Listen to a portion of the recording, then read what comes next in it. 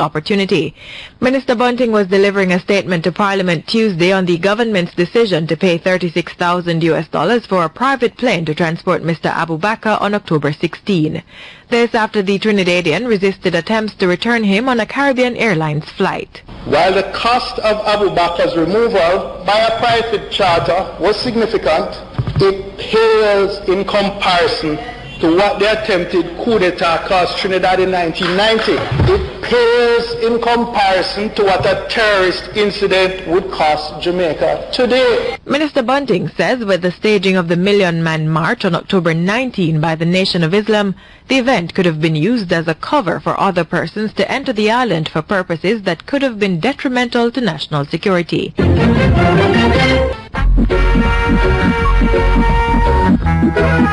Today we feature a man who has made tremendous contribution to the development of our music. We're talking about a man from the rock-steady era, a man who still gives some of the most awesome performances. Among his hits are a number of love songs to warm the hearts of the ladies. You've guessed it, we're talking about John Holt. Let's welcome John Holt. Call my number anytime.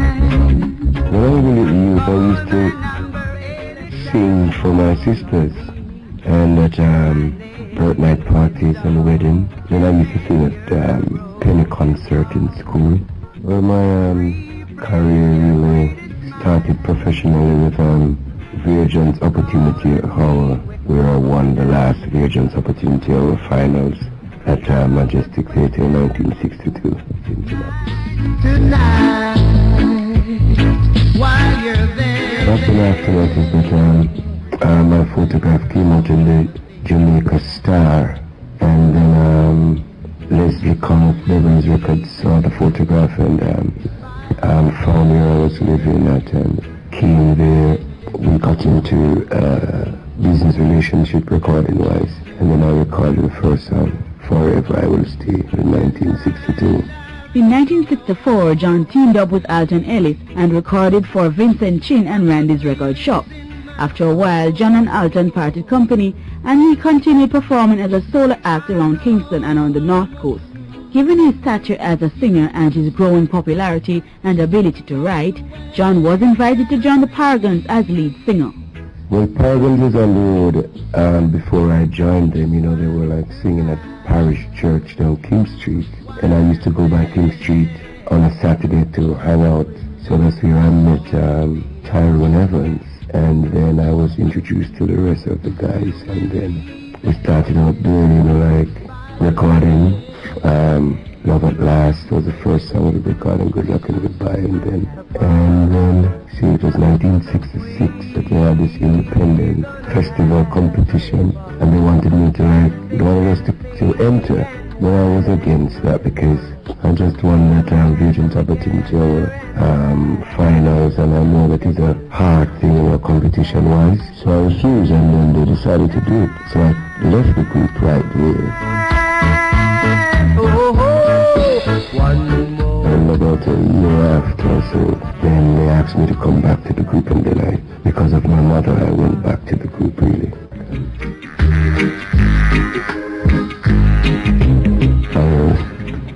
I actually started out training to become a doctor, but the music kind of took me away from the whole thing because I was because of my environment. It was a musical thing from the Virgin's Opportunity. I get to know a few musicians and studio people on the whole, you know. So I was always hanging around them, and I was always encouraged by them as well to record a song. During the 1970s, John was absent from the local scene. He was overseas, but it was business as usual. I was in England doing a lot of shows and recording. It was on the album Before the You Look, John Holt Sings for I, and 1000 Volts of Force, because those albums were on the British album charts, so I was getting a lot of work sometimes. But right now I realize that settling down in Jamaica and see what I can really do about bringing back some melody and good lyrics in the music business. And for those of you who believe that rocksteady singers cannot sing reggae tunes, well, John Holt has some words for you. You see, I'm the singer and not the song. Some of the songs that I made, I think they were made before their time. Because like up Park Camp, Alibaba, Stealing, and Tribal War, and a lot of songs are still playing in the dance hall, right in the center of what is going on now. So therefore, I'm not really totally a rocksteady man. I'm the singer and not the song. I sing any song, any form of melody. And John will continue to step with many more 1,000 volts of Holt. Marry me anyway. Would you have my baby?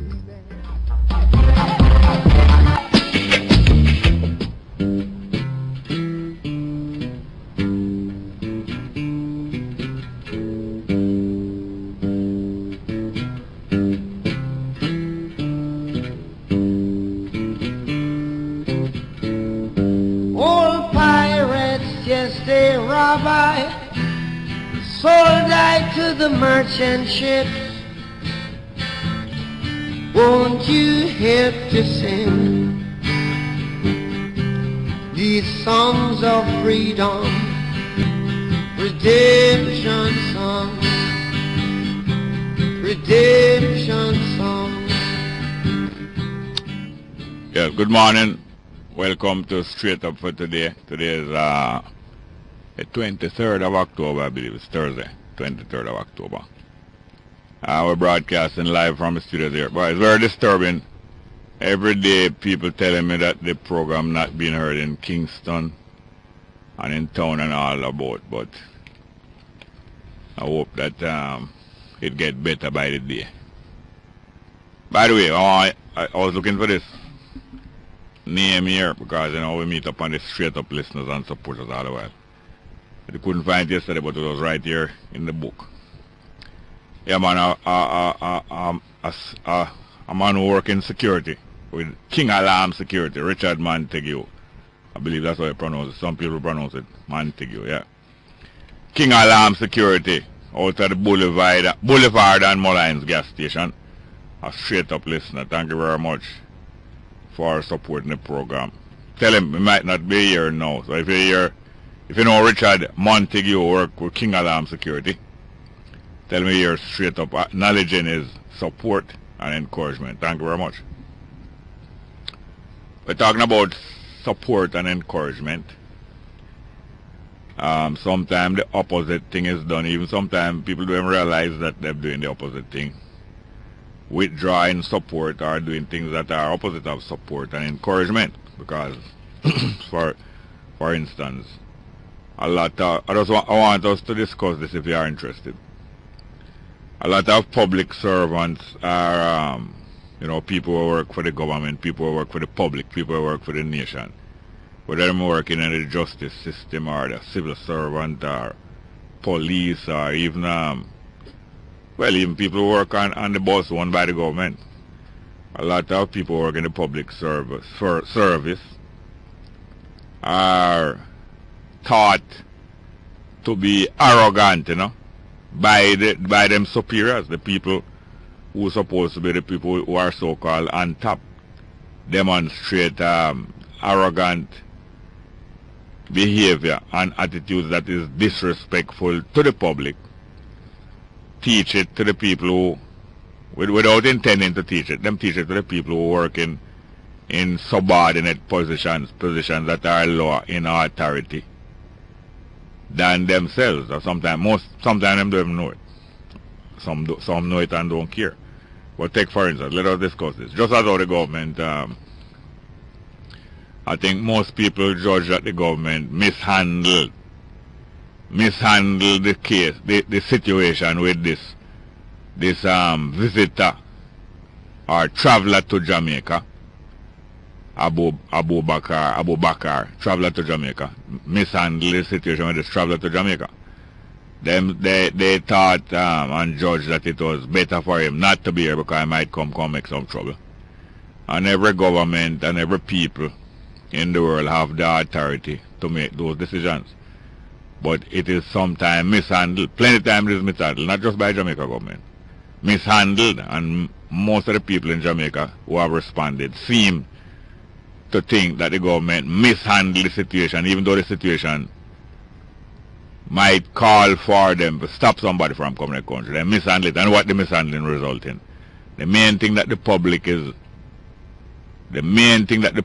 disturbed about and discontented about is the fact that because of mishandling the situation, the government take up $4 million out of the public money that's supposed to take care of the people of Jamaica. And the government is going to say they are taking care of the people of Jamaica by stopping that person from coming here.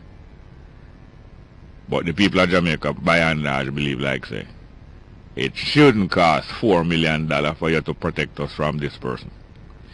Compared to this now. The other day a caller called and told us about a form of lawlessness and carelessness. Him say he was on a JUTC bus. I think him say it was somewhere in the St. Catherine area. I don't remember if it's Portmore or if it's Gregor Park or somewhere. Somewhere in Gregor Park, I believe. Him on a bus, and the bus was almost full of passengers. And the bus stop and take up some more passengers. One of the passengers is a man come onto the bus, pay him fare, collect him ticket from the driver, and stay on the step.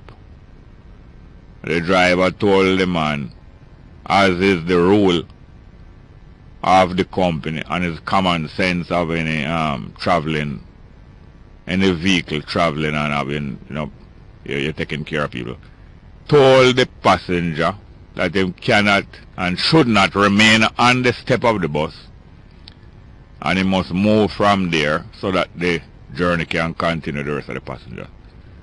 The man refused to move from there, and the driver refused to move, to drive the bus until the man moved, because that's the requirement of the bus company that passengers must move on into the bus and either go sit down or hold on to some rail and stand while the bus traveling.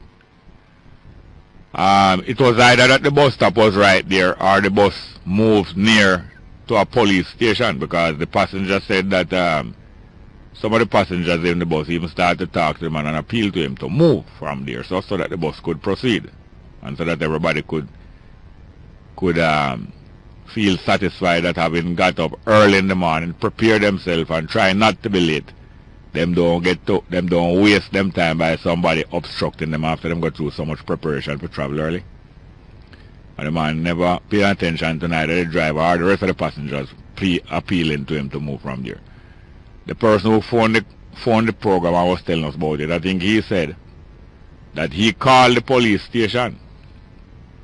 The bus was parked, inside of the police station. Police station was just down the road. Excuse me. Police station was just down the road, and him called the police station and appeal for the police to come and remove the passenger or get him to go and sit down in the bus so that the journey can continue. Sorry, I think him said that in about 40 minutes in all that the bus was held up there and the police was just down the road in sight of where the bus parked. No police no come from the station. No response to the phone call. And all this while all the passengers are there and the bus is there throttling. And him said it must about 40 minutes pass before a policeman come from the station, come down to the bus. Listen to what the situation was. I don't remember whether him remove the man from the bus. I doubt it. Or if him tell the man must go in the bus, go sit down. But eventually, he, the person who phoned, and other people were saying to the police officer who come there, why do you not charge the man, because the man is committing an offense that is violating the public and many members of the public extremely. And the police just scuff them off and flash them off. Policeman scuff them off and flash them off. And just allow the man to go free after the man makes so much trouble. So you see the attitude. The policeman have a duty. Him get authority and him also get a job. Him get a job, him get authority. So him have a duty to put the situation right while moving peacefully and maintaining peace. And instead of doing what him should do, cause that man to be examined and punished. Because you really shouldn't punish somebody unless you examine what them do and you come to a proper conclusion. Examined and punished. And instead of doing that, a policeman just almost encourage a man. Of course, I'm encourage a man. Don't do anything about it more than him did what was necessary to make the bus go and drive, but refuse to make the man who is violating the public needs and the public good just go scot-free. So, well, it's very much like the action of the government, and not only this government, many governments, and what citizens should do. Citizens should never stop and give up them duty to get together and talk and act against the abuse of power and authority by people who are supposed to be working for the people. Don't give it up. All around the world, because of the nature of power, people who are very ambitious reach into situations where them can enjoy power. People have ambitions for different things. People have ambition mostly from them young. People have ambition to be outstanding in physical performance, whether it's sports or whether it's work or whether it's sexual activity. To be outstanding in physical situation. People have ambition to be outstanding in learning. People have ambition to be outstanding in earning money and to be richer than other people. People have all kind of ambition. But one of the most strong and one of the most driving ambitions is the ambition to have authority. And that is one of the most admired ambitions, you know. The ambition to have authority. The funny thing about it is that most of the other people who don't have the ambition to have authority, they admire that ambition very much. So from somebody who's very young, once them show the ambition to have authority, the ambition to be the prefect in the class, or the farm prefect, or the farm captain, or the farm monitor, or the ambition to be the house captain, or the ambition to come first. Well, not even achievement in academic thing. The ambition to have authority and power, and the ambition to be recognized.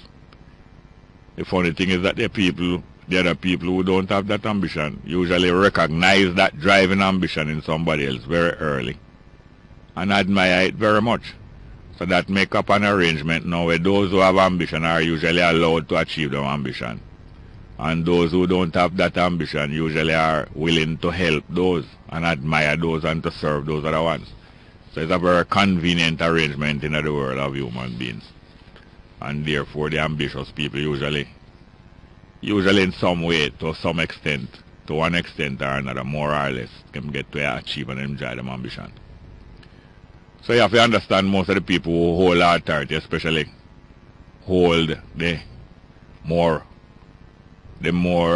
outstanding levels of authority, the people who achieve higher, so-called higher position, higher office. Most of them are driven by ambition and by vanity. And they enjoy those situations very much. And it gives them a big kick to be daily, for it to be daily demonstrated that them word is the law, or their word is going to rule over everybody else.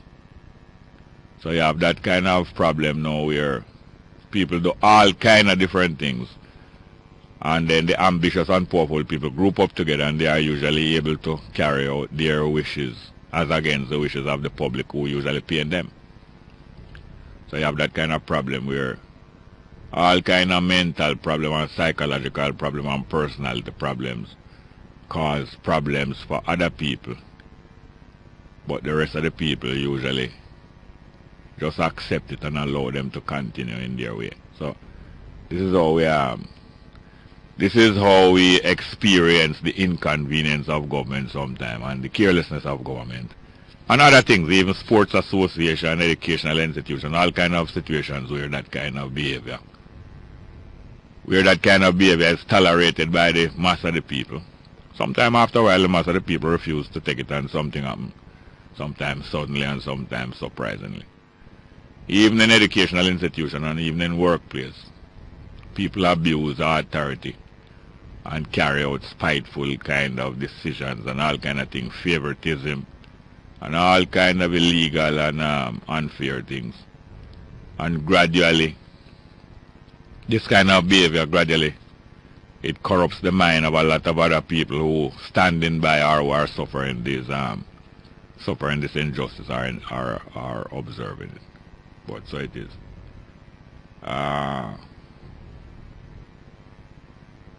Talking about that, I was hearing a comment about, people learning every day about the viruses and the different health challenges, security challenges, all different kind of challenges that spread around the world every day. Like, for instance, yesterday, the parliament in Canada gets shut up by a terrorist and so on. So you find this kind of action spreading all over. You find that people learning by observing other people, listen to the news about other places, because it will show you what is likely to happen near you, and whether it is medical or it's political or whatever. So I was hearing yesterday that the Ebola, I think it was this morning, that the Ebola virus, which is spread by contact of human beings, that it doesn't survive very long in the outer environment. Since the Ebola virus is spread by contact between human beings, and probably others, sometimes probably between animals, but between human beings mostly. The outer environment now is what you'd call when it is outside of human beings, because the real environment is human beings. So the other environment would be the outer environment. So like somebody who have Ebola and some of them body fluid, whether it's them spit or them blood or some other thing, touch on a plate or touch on a counter or a bed or something, that bed or that plate or that counter would be the outer environment. So I hear that the Ebola virus does not last very long in that outer environment, because either it soon dry up or other things happen that cause it not to survive there. It needs a living body. It needs to be in a living body for it to survive, just like how fish usually need to be in water. Otherwise, they're not going to be surviving very long outside of the water. So outside of the human body, or outside of being passed from one human body to another human body, that virus don't survive very long in the outer environment, like the plate or the counter or the bed or whatever. It needs a host. The environment needs a host. In other words, it needs something to harbor it, a living human body to harbor it, otherwise it would die. So it don't survive. So that is one of the things that gives some assurance to people that it is not so easy if somebody, the fluid of somebody was left on like maybe a toilet seat and that toilet wasn't used for 2 weeks.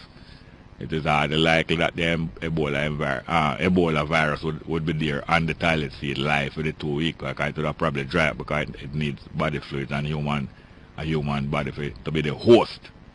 So host means a body or some material or some matter that will harbor or will keep or will allow some parasite to stay on it. You call that a host.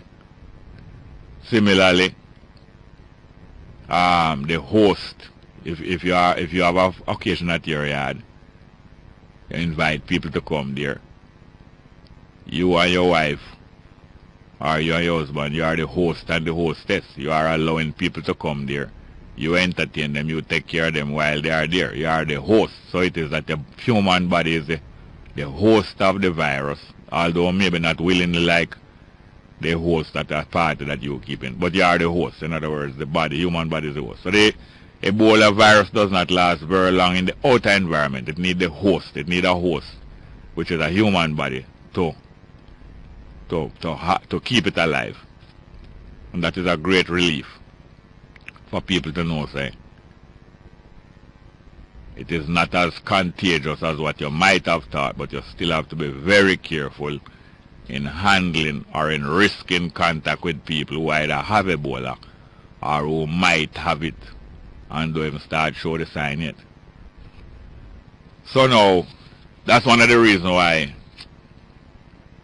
certain people that come to pray on the program and come to pray on many other radio programs, and they come to pray on public communication and medium of communication. Them come to pray on it to spread their propaganda and things. Them coming like the Ebola virus. And they need a host or a situation to pray on. That's why them boring and always try to bore in, because that's what them live off, you know. And it's only by doing that them can stay alive. So that's why I say we don't tolerate for a minute. Even though many times, sometimes this germ or this virus has shown up and threaten to overcome those that are healthy. And we allow them to come back and come back. Sometimes we draw a line, and them never will know when the line will be drawn for the final time. Because I say all the while, sometimes we rub out back the line, you know. All the while we rub out back the line and start with a new plate. How we call it? New slate. Fresh slate. Fresh slate. And, but sometimes the line draw permanently. And therefore, that's why it's a certain people. We're not going to allow them at all.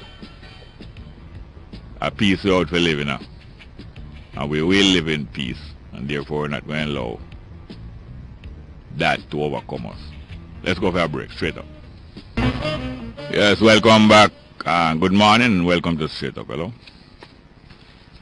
Yeah, good morning and welcome to Straight Up. Hello.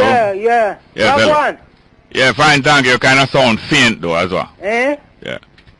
Well, I don't know what's going on. I am alright. Yeah, man. Yeah, but I hear you dropped some word on the program this morning. Now we are dropping word upon. Tell me the word. Remind me the word again. Say I lack of some people because they have Ebola. No, I don't say they have Ebola. I say like Ebola, they need a host or a living body or some living bodies to survive in. Yeah. And if they don't have a living body to survive in, they don't survive very long in the outer environment. Yeah. So what we have to do, we have to keep them in the outer environment that them not spread them fatality. Yeah. So we are drop all that. Anyone who is a virus or poisonous element. You believe me, I want? You? Uh-huh. Then why would be here lowering you for contaminate up the place? Alright, anyway, take care of yourself. I say Canada opening up back. The parliament opening in Canada. Oh yeah? Yeah, man, and the Prime Minister is there. Yeah. Yeah, man, I want to wish the people of Canada a peaceful day. Yes. And all the Jamaicans in Canada, I wish them the best. Yeah, myself too, because I have some relatives there too. Yeah, man, take care of yourself. Yeah, man, thank you very much. Yeah, cool. Yes, good morning, welcome to Straight Up, hello. Welcome. Alright, yesterday it appeared to me like I never told the line. If it's so, forgive me. I tell you, I'm unlearned and ignorant. To which line that?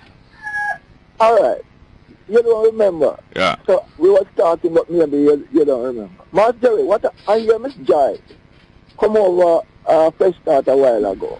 And she was saying that the gay circle out to sue the church. You hear anything about that? No. Sue the church about what? She said to the host that the gay circle threatening to sue the church. About what?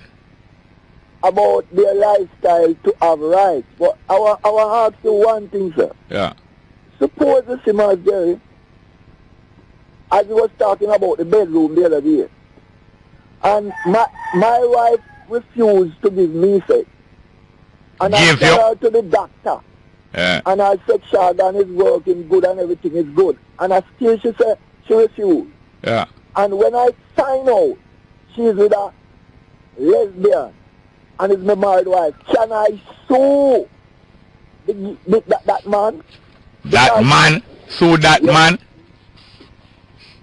Can I sue the man or can we sue the man or the woman? Which man or which woman? That mash up our legal, lawful, straight married life. Thank you very much. I don't know if you can sue that man or that woman, but I know you can sue your wife. Sue my wife? Yeah. You never know that. I never know that, boss. You never, hold on. You never know that a divorce is a lawsuit. Hello? Oh, I was thinking about getting compensation. Getting what? Getting compensation. Yes, but I ask you if you never know that a divorce is a lawsuit. Yes, sir. Yes, so if it's a lawsuit, that means you can sue your wife. Not only that, when somebody divorce, is sue them partner. Because a marriage is a contract, and every contract have conditions, and every contract have conditions and provisions that if anyone break the contract, what the penalty is, and that is what make up contract, and the penalty or the action force against somebody breaking a contract is to sue them, and that's why you say you sue for divorce. You never hear the term that somebody sue for divorce. I think for them file fees. Them file for it, but them sue for it too. Them file a lawsuit. What them file is a suit. Them file a lawsuit because a divorce is a lawsuit. So I know you can sue your wife, but I don't know if you can. I think you can sue. I think somebody in some countries, I think you can sue a person so they mash up your family and get some compensation. But I don't know how far it can reach in Jamaica. Well, if they're going to sue the church, I would like the most honorable Prime Minister. Anyway, hear this now. Sex is not something where what a woman give or you give a woman, you know. Sex is something where share. Because you know the word sex, what it really mean? No, sir, I'm learning it. It means section. Because male and female is two sections. Two different sections that fit together to make the whole human family. So you have two sections of a human family. Male and female. That's why you call each one a sex or a section. So hold on a little, man. May I show you something, man? Because all of you love to talk about a homosexual business. So hear me now. So when two adults, or even any age, when two human beings of different section come together and share pleasure in a them body because of two sections come together, that name sex. So it's not something she give or something where you and she share. That's why when the person don't agree, it's not a sharing, and that's why you can be charged criminally for trying to take pleasure from somebody without them agree to it. That's why name rape. All right, the Bible says that natural use when man and woman goes in. Natural use. So yeah, it is useful. Yeah? It is useful because when a male and female of a mature human being or any animal, when a mature male and a mature female come together and have sexual play, it usually result in reproduction in a new human being start to grow in the female. So that is a useful. Yeah, but well, the other one now we can't bring that now is not useful, but it's pleasurable. Like two people of the same sex and play together. It usually produces pleasure, but it not really have use as such. Because the usefulness is when it's productive and it produces an next human being. When it's not productive, now it's just strictly pleasure. So you have things to pleasure and you have things to use. Good use. And some useful what that? You don't believe they should go and hide and do that. Hide? Yes. Sensible people enjoy privacy. And some people don't have no much sense, them enjoy publicity. Anyway, boss, if them are I'm not your boss, but I have to go now because we spend more over the time. Anyway, thank you. Tomorrow, yeah? I can't promise you that. Good morning and welcome to Straight Up, hello. Morning, welcome, Straight Up, hello. Hello, good morning, welcome. Where Jerry? Yes, sir, what Good morning. Mr. Coombs, what? Not over, thank God my life. I get over the sick beating here. I was telling the gentleman that sex is a pleasure between the two of them, you're right. Yeah. But let me tell you, one your story, a Chinaman was a work up a thing. A work up what kind of thing? A sex thing with a black girl. Oh. And when them don't know Chinaman from a sharp pound. Yeah. And when them don't know Chinaman give 10 shillings, say, look, you sweet me, we throw in Jai. Yeah. And share the 10 shillings, the pound and give 10 shillings. Yeah. Anyway, my point is... That's a trick, that's a trick. And a trick, man. And why you have to name the race of the man who do it? You not do it too? Eh? You not do it too? Me don't remember that. Eh? Yes, sir. Then why you have to name say that child man do it? No, well, me never give and take back. Eh? No, you never can take back. No, you short it. You never can take back. You short the money. You make sure change the pound. You make sure change the money before and give part. Yeah. But maybe, you don't understand. I never say again. Eh? Are you in here? Don't say it did work. Me no remember. You don't remember? Anyway, my point, you see? Yeah. My history. Bustamante. Yeah. You know about America, right? You don't say one son and not to be. I wouldn't doubt it. You get a son and not to be. Let me tell you history. Yeah. Bustamante, sister married to a man named Mr. Westmoreland. Yeah. He owned Gibraltar, a place back on Natobia there. Yeah. When you go past Natobia, go up on the right hand side, across on the right hand side there. You know, man. Yeah, named Gibraltar Estate. Yeah, the owner named Mr. Westmoreland. Yeah. The Buster sister married to that man. Yeah. The Buster spent all them days over there when after leave down so in the country there. Yeah. And I then started the union. Yeah. Right, so him 60 the sister maid, the sister helper. Yeah. And get this boy, his name is Clark. He used to have Buster not to be named Buster. Eh? Yeah, Buster Royal Mail and a few weeks away, Buster set him up. Yeah. There was a crane crash. No, I drove to the Pinestone, a train and a bus. A bus was going up Pinestone with Houghton. Yeah. That time the highway in the backward, the Pinestone was cut it. Yeah. So they come to Pinestone, go a steel mill and cook cross, but the man was a train down there. And he run cross and he lick off about 8 to 6 people they did no. That train crash. Drove the and bus crash with train. I was Buster's son. Yeah. That time Shearer was the Prime Minister. Eh? And Buster tell Shearer to give him some money. All who did? Yeah. All who did that family, that family get £100 and the accident people them get £50 and they will put the funeral. And the man is sell out and the Buster son is sell out and go to Green Hill, go open business hardware. Oh yeah. And him get broken and dead and buried rough cut. Oh yeah, sir. Yeah man, and that will be a cricket club, you see? Yeah. In young Westmoreland Oval. So it was being donated by the Gibraltar owner, the Mr. Westmoreland. And also the hospital land. Yeah. I joined into the railway. And that will be a cricket club, you know what it is? Yeah. Yeah, well, Mr. Westmoreland donated the land with the hospital and he donated the cricket club before the hospital donated. All right. In the 50s. All right, thank you very much for that information. Eh? Huh? Thank you for that information. No problem. That's genuine information too. Yeah? Genuine, and no make up. No, okay. All right. Good morning, welcome to Straight Up, hello. Yeah, morning, Jerry. What go on? Not bad, brother. You know,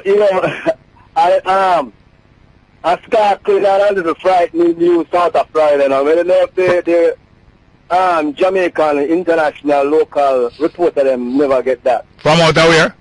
Out of Florida. Okay, what? You see the black population in Florida, black American them, black African Jamaican them, African American them. Yeah.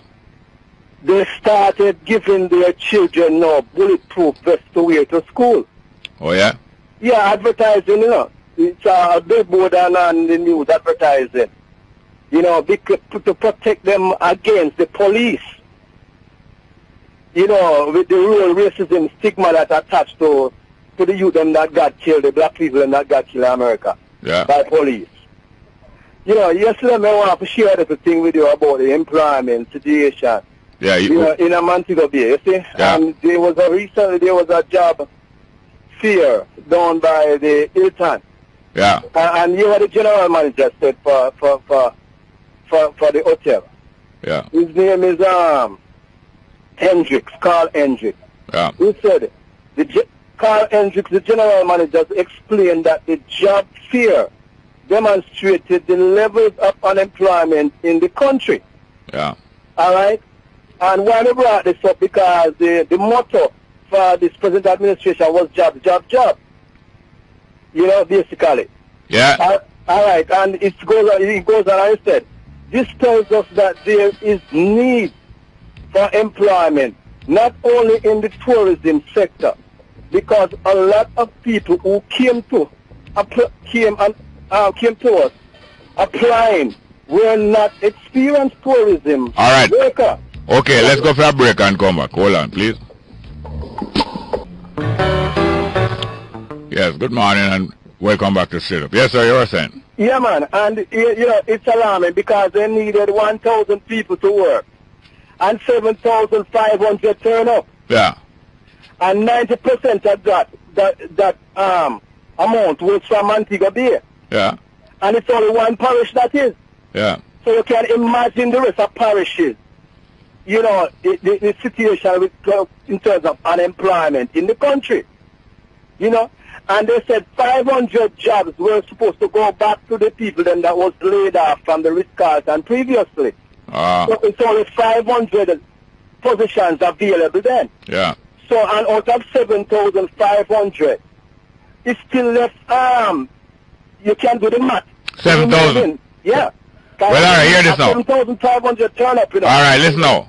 Yes. I just have a few seconds, but if you are unemployed now, you say what you would do? Well, you have to turn your hand in a car, then you go and find some form of ingenious way to create some job for yourself, you know. No, you talk about yourself, you talk to me now. I talk about you now. If you are unemployed now, what you would do? What I would do? Well, if I'm employed, see, they go and look at a job and you create one for yourself. Try to create one for yourself. You still not tell me what you would do. All right. I'm telling you that I would try. Yes, I hear that. I hear that. That's the headline, but you're not giving us story still. But little more we can talk again. No problem. Respect. Good morning. Welcome to Straight Up. Hello. Hello. Good morning. Morning, Jerry. Yes? Yes, it's somebody knew you a long time. I just want to ask you a question. How do they let in Louis Farrakhan and not up?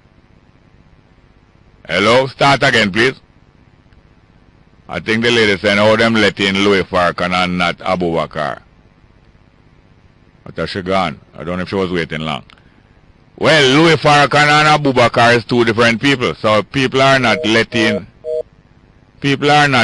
according to groups or according to affiliation. People are usually letting one by one, and the decisions are usually made one by one. Yet sometimes there is decisions to block out all groups and different categories of people sometimes, but it's two different people, so I couldn't expect them to block out Farrakhan like how they would block out AbuBakar, because Farrakhan has come here many times and they have a very good connection with Jamaicans, with the government, and with both parties. I wouldn't really expect them to block him out. Good morning, welcome to Straight Up. Hello. Good morning, welcome to Straight Up. Yes, well, yes, sir. Okay, good. Blessings and prosperity. Yes, sir. In all its spirit today. Long time in a call there. I draw man. You want to see the chicken and we are go around without feather. Yes, I draw. The handgun, yeah. Yes. So I can fire something for me. So all school, plenty of people at school get it too? Well, quite a lot of them get it, you know. Me get it, so I have to hang out for a little while. Yeah, yeah. Well, listening today, I want to speak today from a time. Yeah. You know, you raised an issue about the Ebola thing this morning. Say it don't survive in outside of the habitat. Very long. I mean, I have a concern. Yeah, I mean, I say about it. If they're so near to us, Texas, and the psychological warfare it put the Jamaican Health Service, including the minister, into. And you noticing that you have some health workers who go out on the street in the uniforms to buy things. Yeah. You know, I wonder if that is not a concern. Like you go out, mingle with the public, come back in with whatever you pick up from outside in the environment, that sort of a thing. So you know them address and readdress about the precautionary measures them to take towards preventing the transmission of the virus, etc. That is one of the things I need them to look into as well. Well, yeah, it is. What you say is possible, but it is assumed. Yeah. And it is required that those health personnel who come in contact with Ebola suspected people would put on all of the gear over them uniform before them go near or in contact with them. So if and when them finish deal with them and going out a road, that's where the discrepancy they would have it is assumed that them would have taken off those outer covering. And the inner clothes may get contaminated. No, exactly. The inner clothes and the body have to be protected.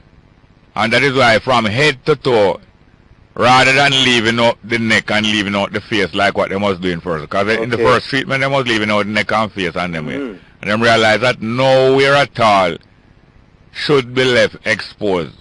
Dean.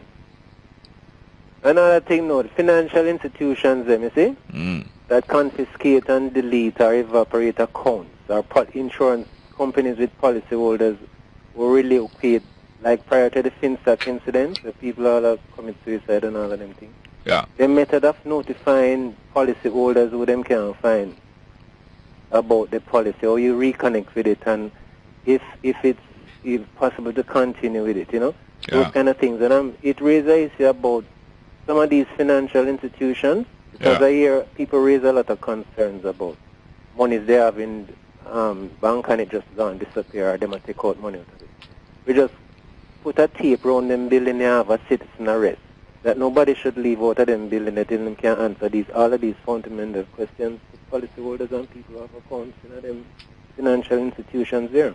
Yeah, well, I forgot now, but I'm going to tell you this. From nearly 50 years ago, when I get a job in a bank, and when I get to find out how the bank work and all that kind of thing, I was a teenager. But I was very disturbed when I found that many people who had money saving in the bank, some of them stay in England and send the money. Migrant, you know, and when them come back to Jamaica, because one letter spell wrong in them name, or because one little detail wrong, or all different kind of things, the bank had their money and refused to give them the money. Thousands of them, you know. Hold on, thousands of them, you know.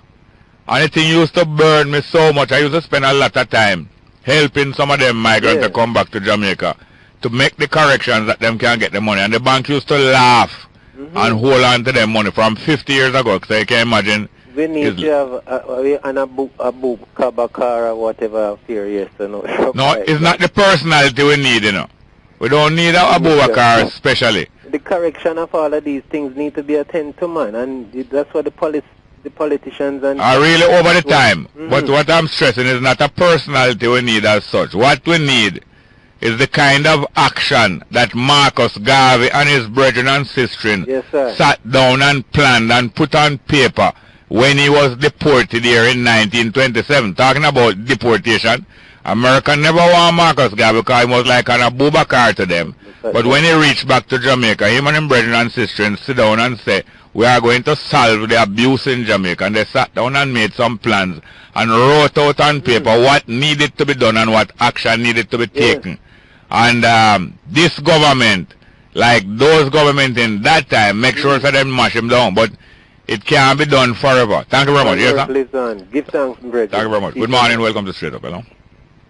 Hello. Good morning. Morning, Jerry.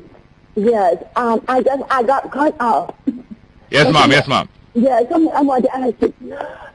How did they let in the refire camp? And not AbuBakar, and both of them are secretaries. Anything else happen? Hold on. Hello, ma'am. Hello, ma'am. Yes, anything else? No, listen to me now. Coming in. Listen to me now. Yeah. We want to hear everything that you're saying clearly. Yeah. So you're saying how come they let in Farrakhan, yeah? Yeah, and not AbuBakar.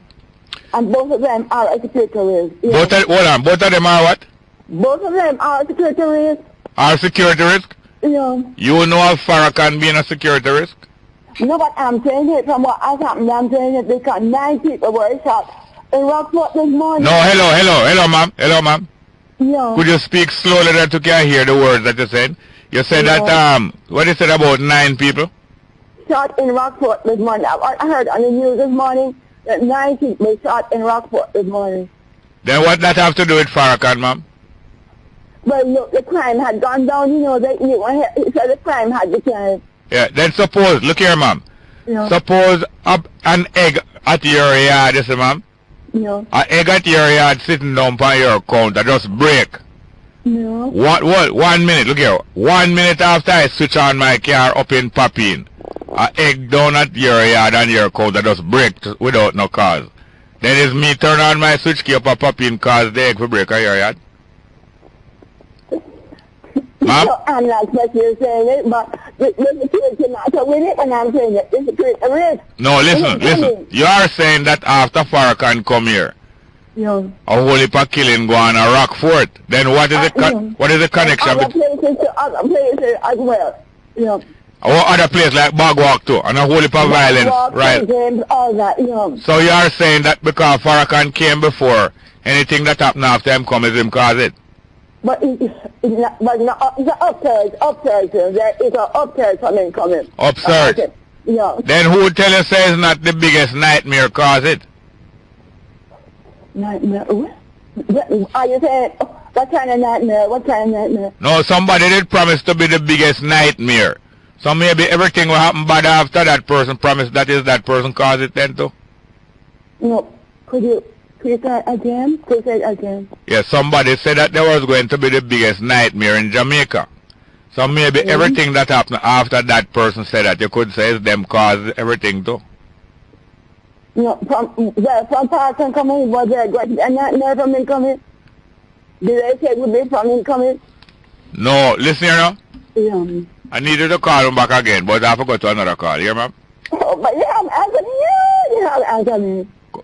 What? You scream out a while ago. Somebody trouble you?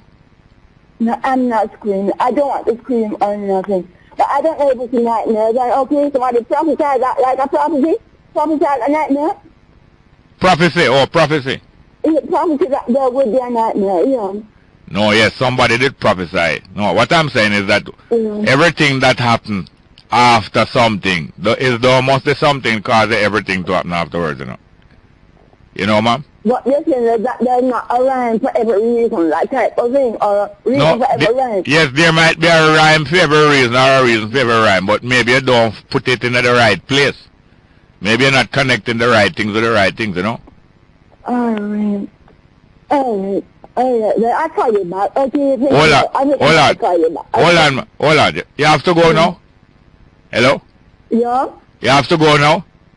No, I don't have to go now. I was trying to talk about Parkon being a security risk. You're saying it's a nightmare. Yeah. The nightmare they're talking about. No, I never want to talk about that. So, I never want to talk about that anymore. I didn't want to talk about something else. Okay. Yeah. What part of Jamaica are you calling from? Cooper's Hill. Oh, Cooper's Hill. Cooper's Hill, yeah. Oh, are you wear glasses, not true?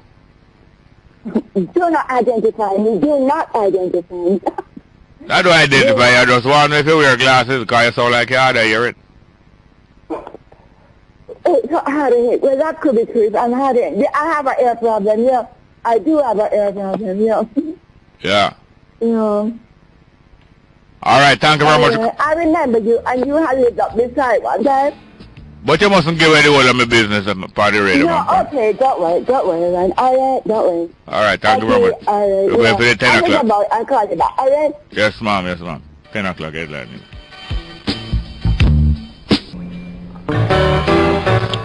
Yes, good morning and welcome back to Straight Up. Yes, sir, you were saying? Yeah, man, and you know, it's alarming because they needed 1,000 people to work and 7,500 turn up. Yeah.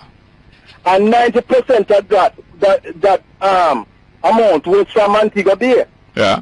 And it's only one parish that is. Yeah. So you can imagine the rest of parishes. You know, the situation in terms of unemployment in the country. You know, and they said 500 jobs were supposed to go back to the people then that was laid off from the Ritz-Carlton previously. So it's only 500 positions available then. Yeah. So, and out of 7,500, it's still left, you can do the math. 7,000? Yeah. Well, all right, hear this now. 7,500 turn up. You know. All right, listen now. Yes. I just have a few seconds, but if you are unemployed now, you say what you would do? Well, you have to turn your hand in a car and go and find some form of ingenious ways to create some job for yourself, you know. No, you talk about yourself, you talk to me now. I talk about you now. If you are unemployed now, what you would do? What I would do? Well, if I'm employed, see, they go and look at a job and you create one for yourself. Try to create one for yourself. You still not tell me what you would do. All right. I'm telling you that I would try. Yes, I hear that. That's the headline, but you're not giving a story still. But little more, we can talk again. No problem. Respect. Good morning. Welcome to Straight Up. Hello. Hello. Good morning. Morning, Jerry. Yes? Yes, it's about a long time. I just want to ask you a question. How did they let in Louis Parkon and not up? Hello? Start again, please. I think the lady said how them let in Louis Farrakhan and not AbuBakar. But she gone. I don't know if she was waiting long. Well, Louis Farrakhan and AbuBakar is two different people, so people are not let in people are not let in according to groups or according to affiliation. People are usually let in one by one, and the decisions are usually made one by one. Yet sometimes there are decisions to block out all groups and different categories of people sometimes, but it's two different people, so I couldn't expect them to block out Farrakhan like how they would block out Abubakar, because Farrakhan has come here many times and they have a very good connection with Jamaicans, with the government, and with both parties. I wouldn't really expect them to block him out. Good morning, welcome to Straight Up, hello. Good morning, welcome to Straight Up. Yes, well, yes, sir. Okay, good.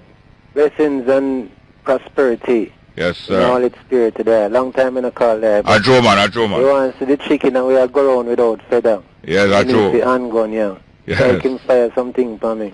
So all school, plenty of people at school get it too? Well, quite a lot of them get it, you know. Me get it, so I have to hang out for a little while. Yeah, yeah. Well, listening today, I want to speak today from a time. Yeah. You know, you raised an issue about the Ebola thing this morning. Said it don't survive in outside of the habitat. Very long. I mean, I have a concern. Yeah, I mean, I say about it. If they're so near to us, Texas, and the psychological warfare it put the Jamaican Health Service, including the minister, into. And you noticing that you have some health workers who go out on the street in the uniforms to buy things. Yeah. You know, I wonder if that is not a concern. Like you go out, mingle with the public, come back in with whatever you pick up from outside in the environment, that sort of a thing.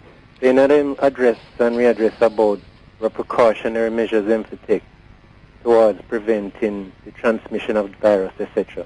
That is one of the things I need them to look into as well. Well, yeah, it is. What you say is possible, but it is assumed. Yeah. And it is required that those health personnel who come in contact with Ebola suspected people would put on all of the gear over them uniform before them go near or in contact with them. So if and when them finish deal with them and going out a road, that's where the discrepancy they would have it is assumed that them would have taken off those outer covering. And the inner clothes not get contaminated. No, exactly. The inner clothes and the body have to be protected. And that is why from head to toe, rather than leaving out the neck and leaving out the face like what they was doing first. Because in the first treatment, they was leaving out the neck and face and them way. And then realize that nowhere at all should be left exposed. See?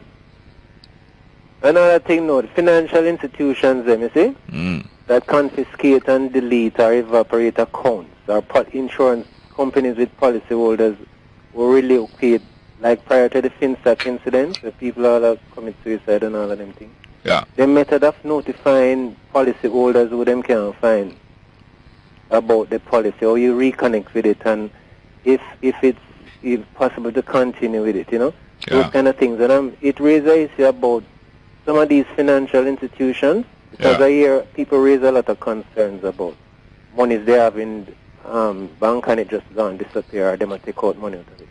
We just put a tape around them building they have a citizen arrest, that nobody should leave out of them building it till them can answer all of these fundamental questions to policyholders and people who have accounts in them financial institutions there.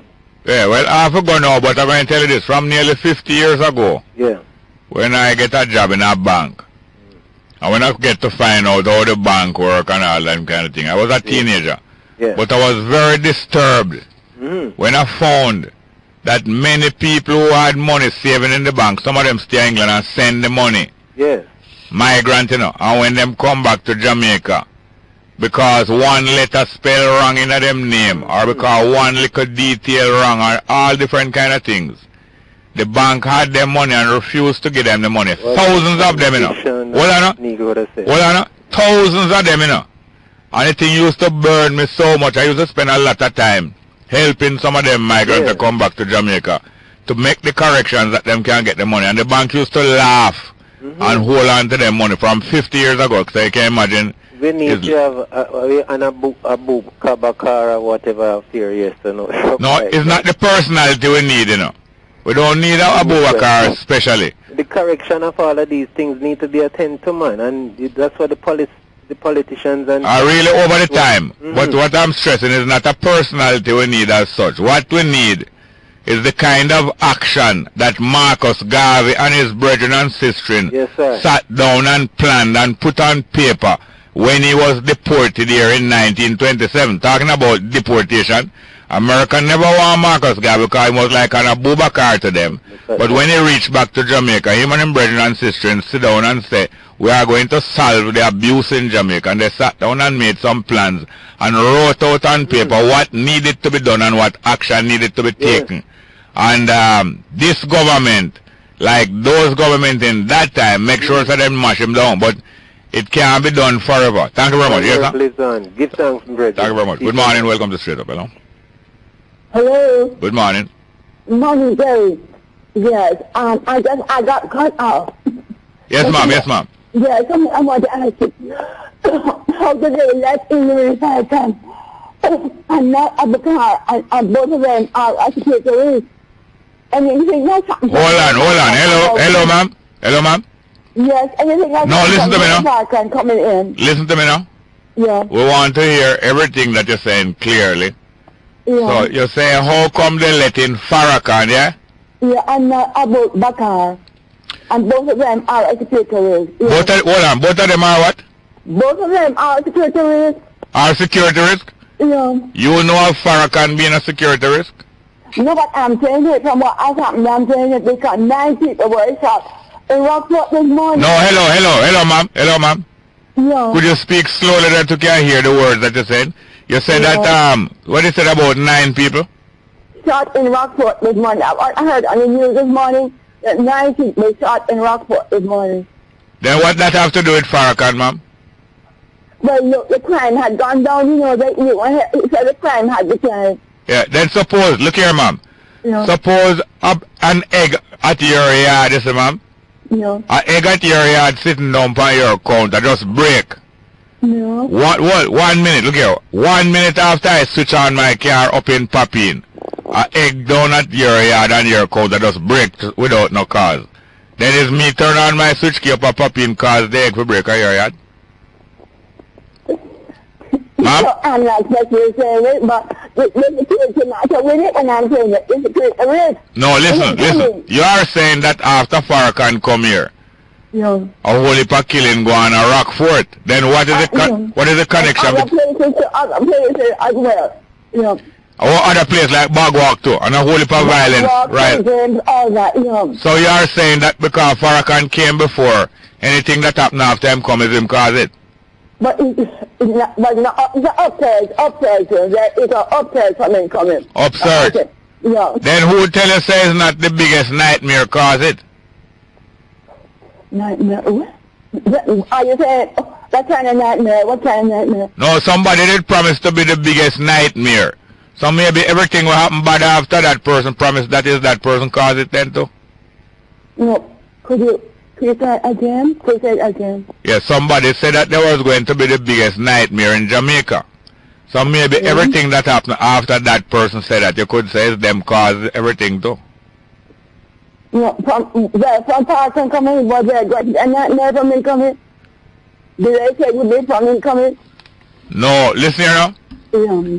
I need you to call him back again, but I forgot to another call. Hear, ma'am? Oh, but you haven't answered me.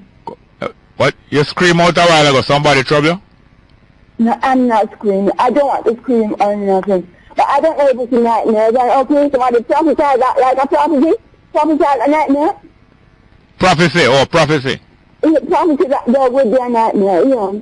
No, yes, somebody did prophesy. No, what I'm saying is that everything that happened after something, there must be something causing everything to happen afterwards, you know.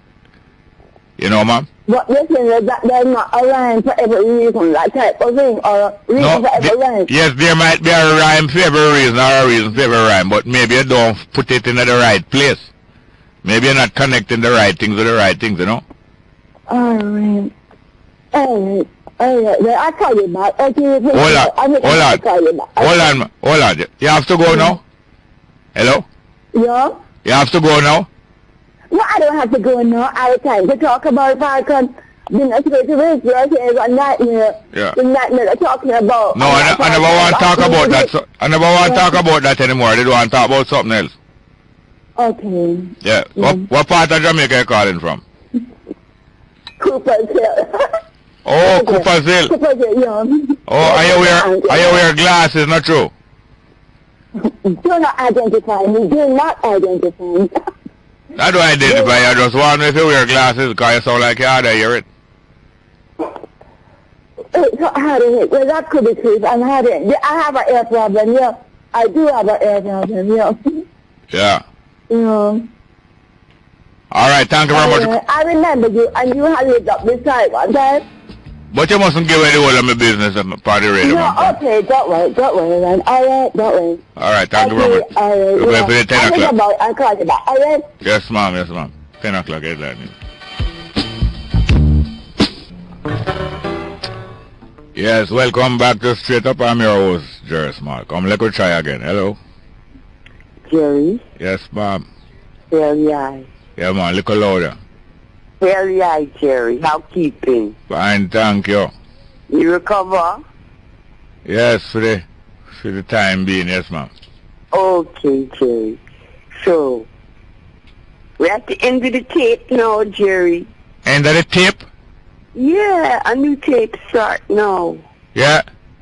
Everything was accomplished.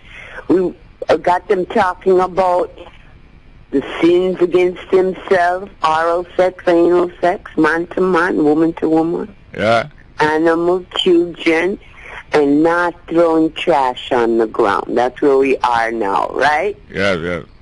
So we're talking about not throwing trash on the ground. Right. And the negation of trash on the ground because we have what is called, chick V. Yeah. Going on. So, staying strong, Jerry. I heard Wilson yesterday tell you I was on Pasta, talking to Pasta. It's true?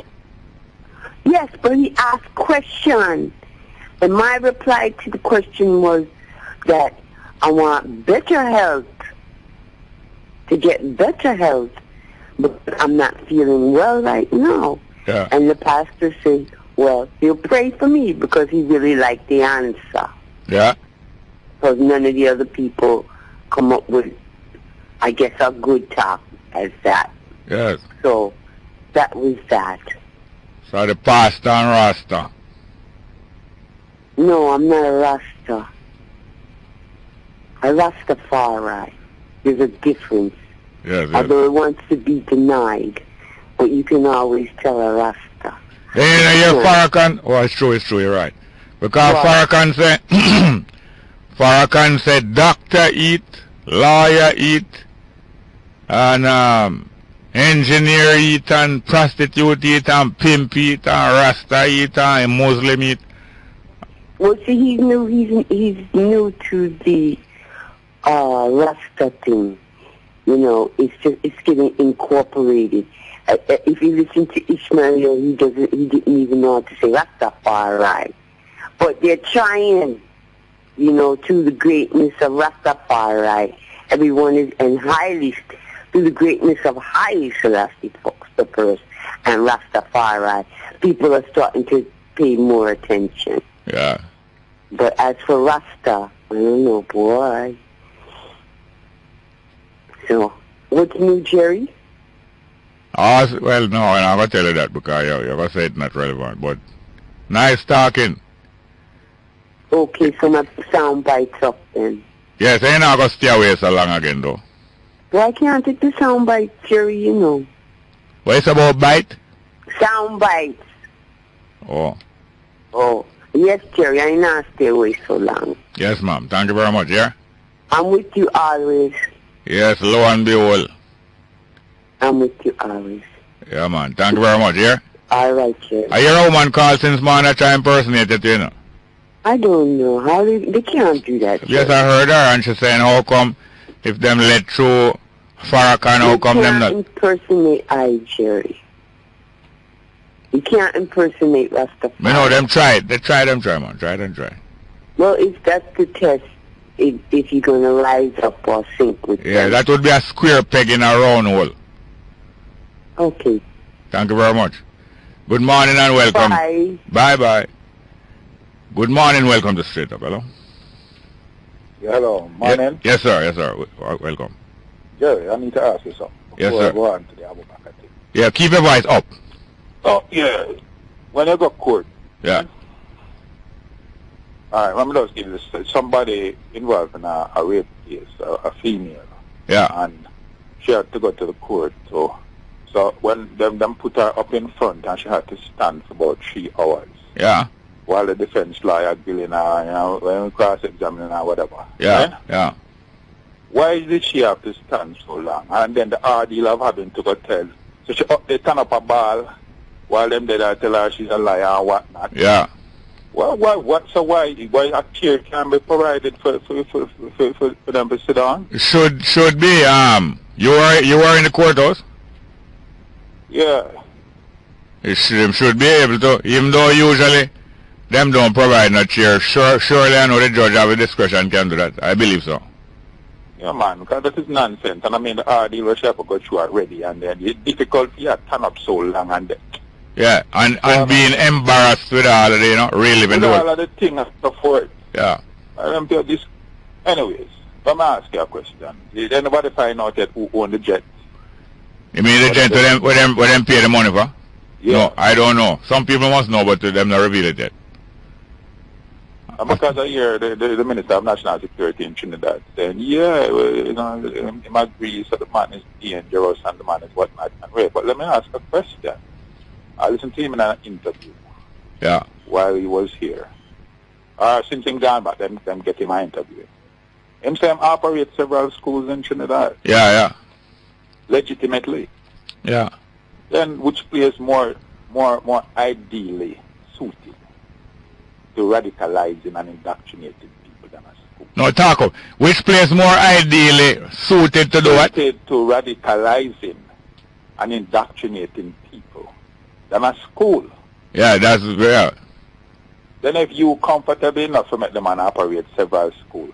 Yeah. A matter of fact, I hear AbuBakar say that many times foreigners who come to Trinidad and Tobago can't access the education system so properly because of bureaucratic restrictions, right? Yeah. And him say him take them in a film school. Yes, not just foreigners, but especially Caribbean people, I believe. Caribbean people. Yeah. Him take them in a school and so forth, and about never problem. Then if this man's so dangerous, then Jerry. Yeah. Right? That them wanting here at day because they will radicalize and what. Yeah. We're not hearing everything, but little by little we will hear some more. But my main point is this, that every government and every territory in the world usually exercise them right to admit who them want come in and who them not want come in. But it's because of mishandling and impertinence on behalf of the government why them take up our $4 million and pay for something unnecessary. I mean, I talk about... That's the crux of the matter, really, you know. Yes. You want to send him back, you send him back. Yeah. I mean, the debate about whether he was really a threat to national security or whatever, but why $4 million taxpayer money? Yeah. Impertinence, man. Thank you very much. Yes, sir? Cool. Good morning. Welcome to Straight Up. Hello? Morning. Welcome. Yeah, go ahead, please. Good morning. Welcome to Straight Up. Hello? Good morning. Welcome. Straight Up. Yeah, go ahead, please. Hello? Yes, hello. Good morning, Mr. Small. Morning. How are you doing? Not bad. You know what I don't understand? Yes, I ma'am. always hear people calling about that, and so I don't listen, man. But I don't really listen to the news talk in the afternoon. Yeah. But I happened last night to listen to it. Yeah. And here Garnet saying, Lani. Saying what? Lani. Oh. Aston. Me not believe in a poison. But at the same time, we're saying, people just are going to, but the PNP won't take over. It looks like every station in Cali, you see episode when you want to wait in popular to the post. What you say? Every station him call him do what? In putting people anything popular with the host. Him putting forward what? what he thinks is popular with that host that he's talking to. You mean him talk in accordance with the host? But anyhow, one time here he tells Mr. Perkins already say my PNP more on PJ. So, yeah. You know, but now you're going to say people get the government to deserve. What I'm really up to? You need to straighten up yourself and to kind of understand. You just take the word out of my mouth. Hello? You just take the word out of my mouth. I was just going to say to you, maybe you don't understand him. Because I hear him. I wonder if he understand himself too. No, I believe it's you don't understand him, because I hear him say that him is a PNP sympathizer.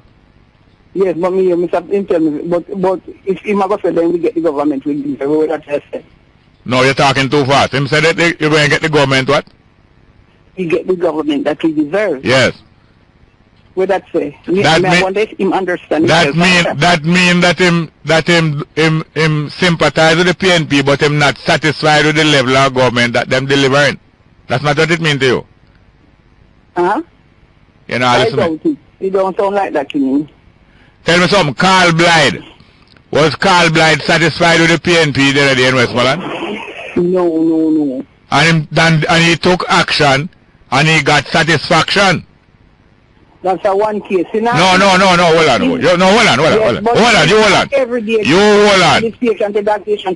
Are you going to hold on and let me respond to what I just said? I said Carl Blythe. I suggest that Carl Blythe was not satisfied with the own party the other day, and you agree. But at the same time, you don't agree that Garnet can be a sympathizer of the PNP, but not satisfied with what they are delivering. No, listen why I don't just believe him. Let me tell you, yesterday after he was saying to Mr. First thing he said, Lani. Listen here. Yeah, hear me now, miss? Hello, miss. Okay, hello, miss, listen to me. I am not so much concerned, you see, with tracing an individual person action and profiling an individual person. I am more concerned with us learning how to analyze situation and to take evidence and to take different things that happen and make sense of them rather than just focus on a one personality. No, that's what. But I really have to go now. You have to pardon me, please, because I have to go now. I said that's what I'm trying to do, but I'm confused. Yes, I know that you are confused, but just take a little more time and examine it. Here, ma'am. I'll try. Because you did admit that Carl Blythe was not satisfied with them own party, and that sometimes people have something with them love and them not satisfied with it, but them still love it. And yet you don't. Yeah. We have to go for a break. I'm so sorry, man. I'm so sorry, man. I really have to. Want to hear man the other one? Yes, I want to go for a break, and people not going to perform how you want them to perform, you know. People are different, and I don't think you perform how people want you to perform neither. Let's go for a break.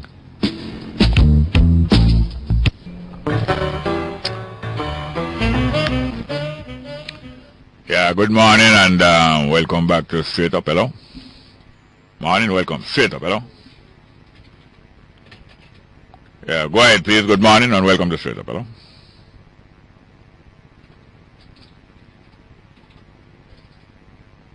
Jerry. Yeah, welcome. Look here. First of all, the call where she talked about, you know that call was a rebroadcast from last week, Wednesday? Yes, I know. That is number one. Number two, what I was saying it in the context that polls is not something that I put any great faith in. Keep your voice up some more, please. Polls is not something that I put any great faith in. Yeah. Because I see polls better than that up to 4 years ago. Yeah. Right? She don't tell you that, you know. She don't tell you, say, I was saying it in the context that I asked Lammy, what was so nice about up at Jamaica House? Yeah. Him say, him don't know, because a long time him not go up there. Because me I say, what the year, me see everybody up there from both sides, and money drop, and everybody come out smiling. Yeah. Right? Yeah. And me explain something about myself. The JLP is a party where them not allow criticism in a them party, you know. The last man we say leader speech never sounds so good. Them shot him stone dead right there, so every man jump in at them car and say them and gone home and say them never dead there, you know. You know? Yeah. And me hit the PNP when them supposed to get it. And I don't hear PNP call as a call and a step on my case. Like how JLP callers who can't make no criticism of them own party. They from my case. So where you say one party shot them one another dead, but the other party not shot one another dead? Well, you could say that, of course. Yeah? Because one party... What the other one do? Them poison? One party allow... No, hold on. Eh? So what the other party do? Them use poison. One use gunshot and one use poison. Well, it's a different technique. Might be the same result, you end up dead. But one party allow you to talk and you know, even if a man feel ruffled, a man take you on. But one... Then hold on there. Eh? Then what did happen to my man that where them the two man when they find their barrel on Matthews Lane? I don't know about that. I don't know if that was even any party. Eh? I don't know if that did have anything to do with any party. With any party? I don't know what that was about. One thing I know for sure. To me, the two parties them use the same method them. But one know if to cover and keep it more private and the other one don't know if to keep it private. Well, if you say that. But what the main point she was making, apart from the different events and things, the main point she was trying to make is that Garnet talk according to which different talk shows must talk to Garnet talk things that make a done man. They make a done man. Yeah. She'll make the point say Garnet talk to each different talk shows according to what him believe will go down well with the talk shows. And them hear according to where them want hear, because when me and them host when me talk where them no want to hear and where I go at it. It's funny these people never them not hear the part there. Never hear the part there. Them never hear the part. So hold on there. Hello, hold on. So it's a good thing you never in a Labour Party then? But me could never in a Labour. Me could have never, well, me never in a none of them. No, hold on. I run in a third party, you know, in spite of me, like in PNP. I reach a point where I so fed up. I run in a third party. You're not running in the third party. You never run in the third party. You run for the third party. Well, run for the third party against the both of them. That was the PPP? Now, well, me did start out this, but me did end up in a NDM, you know. Whoa. Anyway, it's a good thing you never in a Labour Party, otherwise maybe... I'm with a dead long time. Yeah, them with a dead long time because them not take criticism. Yeah. And that's why... But there are one now. Hold on now. But remember... I say, I will never buy Tootsie Bird, but you know... Hold on. You remember when Wanga got tell me, say, me lucky say me never there in Russia? Yeah. Otherwise, I would have carried me go to Siberia go shot me. Yeah. So that is the formula. The JLP shot you in a mandible. No, not JLP. JLP people shot JLP people in a mandible. But Wanga got said them would have carried go to Siberia. But thank you very much. Yes, sir. Wanga got them now levels. Me not the palm. Alright, I have to go because boy, I think them a pile up on me. Good morning and welcome to Straight Up, hello. Morning and welcome. Straight Up, hello. Go ahead, please. Yes, good morning, welcome. Straight Up, hello.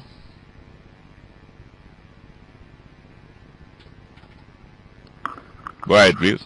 Good morning, Mr. Small. How are you doing, ma'am? They must, if they are a regular listen to 93, Garnet say. Yeah.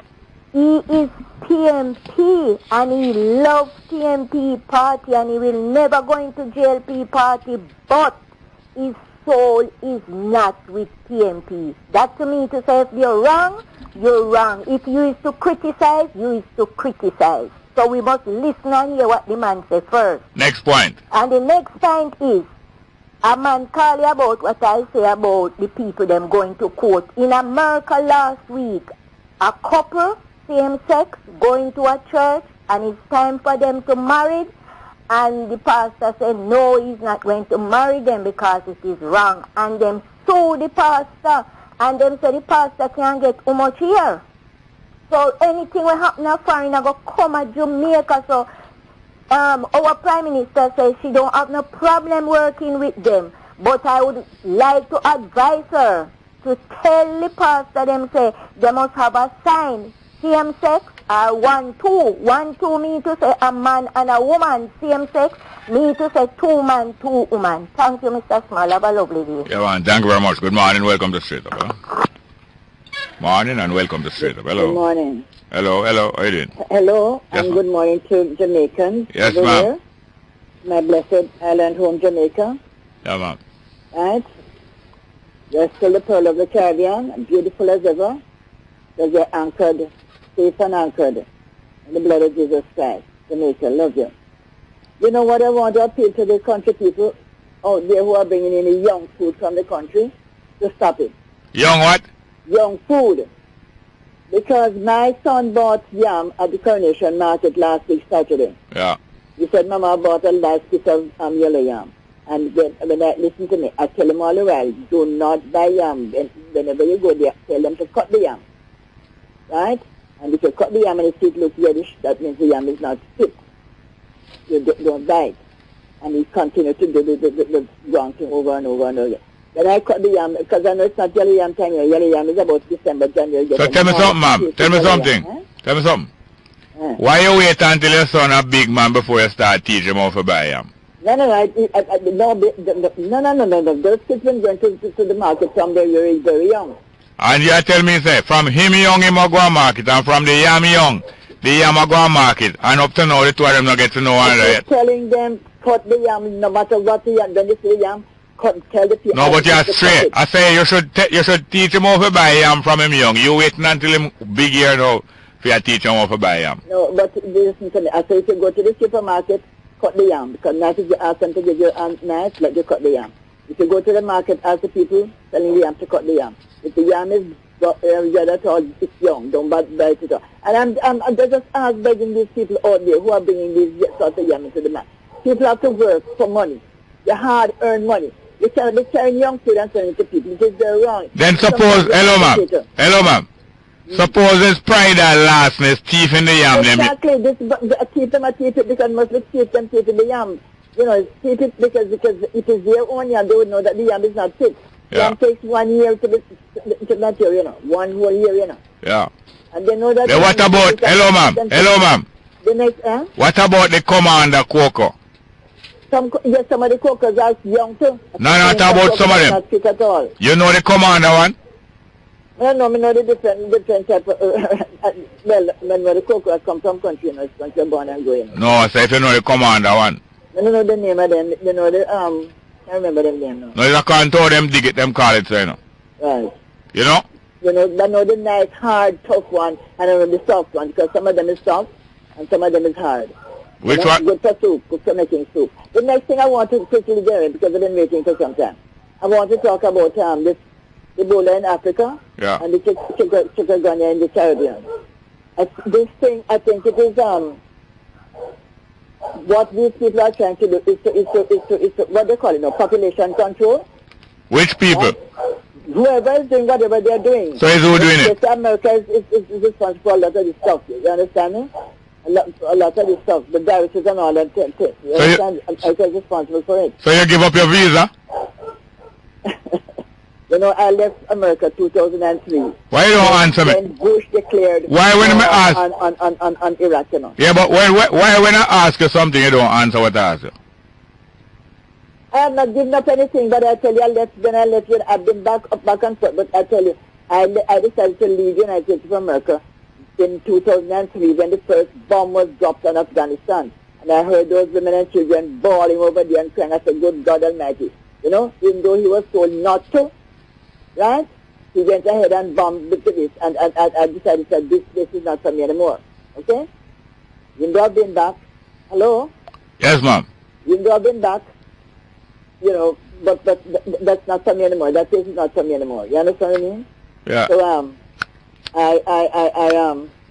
I'm just saying to these people, stop carrying young yam to this market, man. People, it's hard, you know? For people just buying this young food and all that kind of stuff, which is, you know, spending money for it and just stop stealing people. No, you can't send, nobody send out no message to people, Mark. Nobody now got to stay on the program and listen and hear what you say. What you must do is teach your son how to buy yam from with him, you. I have been telling him. No, but it, alright, nobody with him. You have to bend it. The one that goes to the market. No, listen. But you not hear me. You have to bend the tree while it's young. It's too late now for God to teach him how to buy yam now. I forgot for the 11 o'clock news, man. Straight. Yeah, welcome. Welcome back to Straight Up. I am your host, Jerry Small. Good morning. Welcome. Morning and welcome to Straight Up. Hello? Yes, good morning, my brother. Yes, sir. Welcome. How are you doing? Morning. Top of the morning to the Straight Up family globally. Three quick topics, sir. First one is the highway. It's something funny about that highway, sir, that Jamaica have to borrow X amount of money to put beside the money where then we have to build the highway. Yeah. Which is a loan to us as the people. Secondly, then go and collect the toll for about 30 years. Yeah. That toll alone pay for the highway, you know, different from the money where we have to give them, you know. Yeah, if people use the toll, it pay for it. Yes. And then it is being used. And then thirdly, they land them now we are give them again. It's like we are paying for the same road 3 times. It's not we giving them anything, you know. No, I'm just using let me say the word more accurately then. The land where the government are giving. Yeah, the general government. Right. Make a general deal with them, the general foreign investor. Right. And the other backhoe incident now just goes to show us, you know, that we are living in interesting times. Yeah, man. You could see everything clearly, clear. You know, you don't need no test glass to see it. Yeah. And, well, the next topic I want to talk about again is the same coal furnace. Yeah. I would like for everybody who have an internet access to just Google those coal turbines. And they were one of the main contributing factors to when the old time days when England, London was foggy and, you know, wet. Only past smog and thing. Only past smog. It was the main contributor to that. Yeah. So England and them move away from that. Maybe 10, going 20 years now. Yeah. America has moved away from it 20 years in that same region as well. Yeah. So the whole world is moving away from that because it is very destructive. So in part of China now, they have to walk with nose mask at daytime on the street. Yeah. Remember all of the Olympics? Right. So therefore, we as Jamaicans cannot, and I repeat, cannot allow the Chinese to come and bring that coal furnace here. No, it's the government you have to prevent. But we the people have to prevent the government. We have to start a petition. And secondly, whether we have to go through Parliament, we have to go through all of the legal sources. Yes, well, you know, I have to go now, but that is one of the main reasons why they cannot afford for somebody like AbuBakar and the other people who is a danger to the state to come here. So therefore, like how those people can't come here. You hear me? Like how those people can't come here, and me and them never make no arrangement to come meet here, so. We the people have to look about our own problem, because we never arrange up with no foreign man and no foreign terrorists to come train me, or if we go straighten up the government. We have to go do it ourselves. We never make no arrangement with AbuBakar for me to here. Thank you, sir. We have to do it urgently. Bless my brother. Thank you very much. Good morning and welcome to Straight Up. Hello. Morning, morning again, Mr. Small. Hey, how are you doing? Mr. Small, reggae boy. Yeah. They slip 13 place backwards again, man. Yeah, backward in what? 113th in the world now. Oh, yeah? That's not good. You And know, how much investment going in the Reggae Boys program? yeah, well, Reggae Boys program can't prosper independently, you know. You know? Yes. Reggae Boys program can't prosper independently. It's football in Jamaica would have to be more prosperous. Reggae Boys program not going to solve no problem and turn Jamaica into a top class team in the world. Don't we investing so much money in that, Mr. Smart? No, I think you know. I think I don't think you really address what we just said a little while. Reggae Boys program cannot make Jamaica into a top class world football playing country.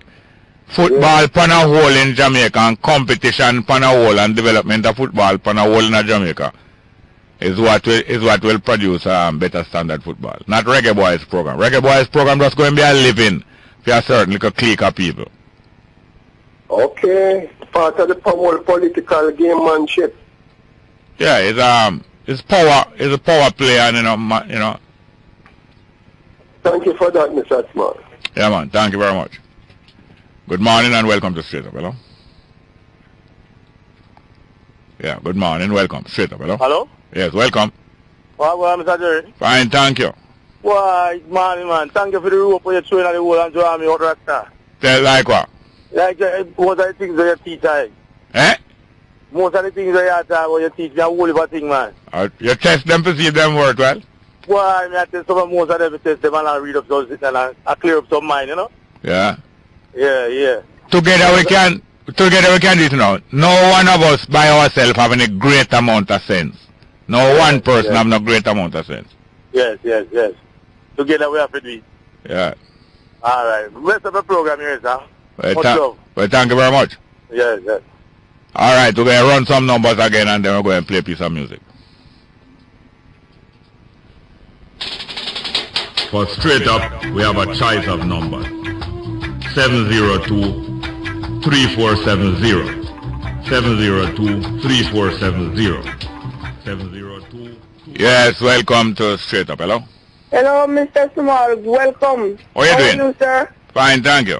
I'm first-time listener. Are you? First-time listener? First-time caller, but not listener. Oh, okay. I have been listening to your program from It's on the Air. Are you, ma'am? Yes, sir. But I'm not calling to talk about Ebola, Mutubaruka, or what Abuka. Oh. I am only sending out, I wanted to send out birthday greetings to my mother who is 104-year-old today. Oh, yes, sir. What's your name? Elsie Lindsay. She's here from Mason River, Clarendon. Mason River up in the hill, eh? Yes, sir. Now, I want you up there Saturday too, you know. Where the water rise up out of the ground? I want you up there Saturday. Right. Oh, yes, sir. Past Kellits and go up there. I know how, man. Yeah, man. Me want you up there too, you know. Yeah? What's your name again? Elsie Lindsay. Yeah? Mason River, Clarendon. Yeah. Yes, sir. So you're one of our older children or one of the younger ones? One of the older one, not the oldest, but one of the older one that is alive now. Oh, yes, sir, to me. Yes, sir. But me not tell you my age still, you know. No. But me love you, madam. Me love your program, madam. I can tell you something. I will always listen to your program. Are you? Yes, sir, because you set things straight and you put things straight. Some people really do not like what you're saying, but everybody not going to like what you are saying, you know. Yeah? No, not everybody going to like what you're saying. Sometimes me not tell you no lie, you know. Me kind of drop short sometimes, but you know, that's how it go. we are not saints and we are not perfect. By the way, you are in Mason River here now? No, I'm not in Mason River right now. I'm in Kellits right now. Oh, but you're in the same year? No. I'm in Kingston, Portmore right now. Oh, I was wondering if they was here in the broadcast up in our Mason River. Yeah, man, everybody hear it, man. Everybody hear your program. Yeah. Yeah, man. They tell me something now. Them love the dread, man. Tell me something now. Eh. A gangster for life hear the program too? Yeah, man, everybody hear it, man. How are the gangster for life? Me don't know, baby, you tell me. Oh, are the MP from up another year there? Jeez, him listening, man, that's why me don't want to talk to him, talk about him right now, you know. Oh. Because Mr. Smollett, you see the road from Shooter to Mason River, the road, some of the roads split in two, let me tell you, you know. Oh, yes, sir. My niece went up there, sir, and she dropped in some pothole. Oh, yes, sir. Lord have mercy, Mr. Subal. It's not easy from Shooter to Mason River, sir. Yeah. And me want when you come up there, you know, me want you carry your camera to make we see where we are drive pan. And we have one MP there. We're not doing nothing. What him name? Dali, Orius Dali. I'm a gangster for life, you know. I love that, I love that. I know me say so, you know. Him say so. Me know, say, I know you see so, you know. Yeah. Yeah, but Mr. Somali road, bad man. All right, listen here now. The road, terrible. Listen, thank you very much and happy birthday to Miss Elsie Lindsay. Is today her birthday? Today, sir, today the 23rd. I wonder if she listen. You did call him and tell him must listen? Yeah, man, she the right in the bed there now. She hear me talk now. She the right lie down in the bed there. Make her say hello now. She asleep, she asleep. Oh. She asleep. Yeah. All right. Yeah, man, she asleep. Well, thank you very much. Happy birthday to her again. Maybe tonight she can hear the rebroadcast. Yes, sir, and thank you very much, and I will talk to you again. All right, Miss Elsie. Lindsay. Yes, ma'am. All right, good. Bye. Good morning and welcome to Straight Up. Hello. Morning and welcome. Straight Up. Hello. Jerry? Yes, sir. Welcome. Yes, sir. Yeah, again. We just wanted to block us down on Leonard Percival Holt. Yeah. And our complacency as a people. Yeah. We have been made complacency by the education system and its failures. Yeah. But what we went through, 60 years and a few months ago up in Pinnacle, and the suffering that went on up there, and the deaths and everything else. And, I mean, Leonard Percival Howell was an example for the world because he set up a community that was very self-reliant and making a lot of money. Now, it's only because of the money people of the world, right? Why? And Alexander Bustamante doing their bidding. Hold on, let's go for a break and come back. I don't know if we have enough credit still, you know. But we have to go for a break. So come. All right, my brethren. Yes, sir. Yeah, welcome. Welcome back to Straight Up. I am your host, Jerry Small. Good morning. Welcome. Morning and welcome to Straight Up. Hello?